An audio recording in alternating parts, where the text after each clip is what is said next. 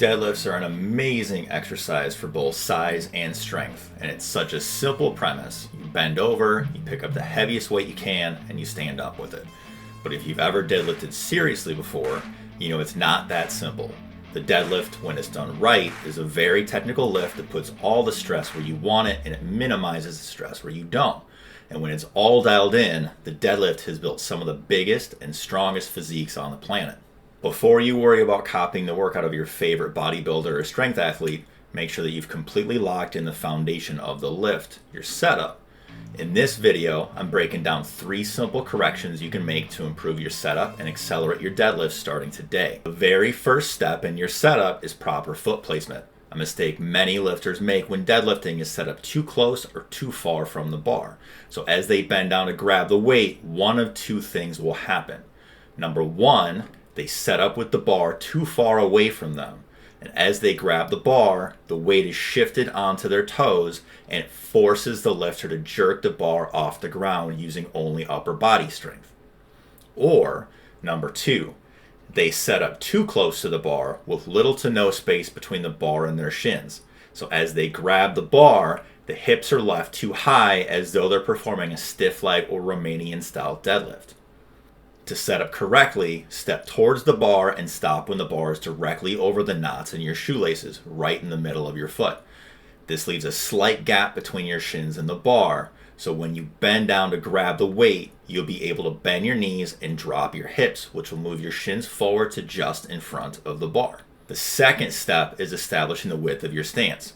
Many lifters will use a stance that's very similar to their squat stance, and depending on how wide your squat stance is, this can create 2 potential problems. Number 1, the feet are too wide for your arms, so when you bend down to grab the bar, the knees are forced to cave in to accommodate your arms. This takes away your ability to generate good leg drive and will put unnecessary torque on your hips and lower back. Or number 2, in order to prevent the knees from caving in, the lifter grabs the bar with a wider grip. This changes the mechanics of the lift and essentially adds range of motion by turning it into a snatch grip deadlift, which is going to require additional skill and does not allow you to load the bar as heavy as a conventional deadlift. So, to set your stance, we're going to use the jump test.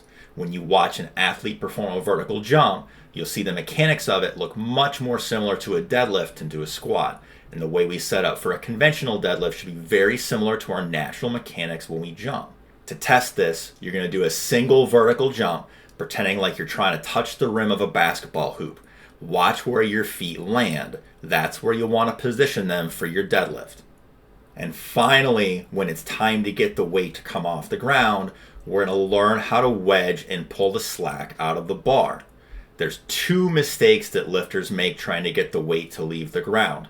The first is leaving the hips too high, which puts your shoulder blades in front of the bar. And the second is squatting too low, which puts your shoulder blades behind the bar and puts your knees in the way of the bar when you try to pull. So to line up into the perfect start position, once you grab the bar, begin lowering your hips while allowing your shoulders to rise. This should look a lot like a seesaw. Once you feel a tiny click of the bar hitting the inside of the weight plates, it should have your shoulder blades directly over the bar, and there should be tension in your whole body as you get ready to start the lift. From there, simply press the ground away from you with your feet, and once the bar is past your knees, drive your hips forward into the bar to complete the lift. Then reverse this on the way back down. If you're making any of the mistakes shown in this video, I would highly recommend that you spend a few training sessions dialing in your setup. Some of these changes might feel great right away, but some might take a little bit of getting used to. Don't be afraid to take a step back with the weights that you're using until you get your setup dialed in. If this video helped you out, hit the like button and share it with somebody that you think might be struggling with their deadlift.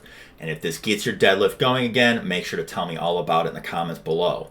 And if you want to see more videos like this, make sure you hit subscribe. But until next time, happy deadlifting, everyone.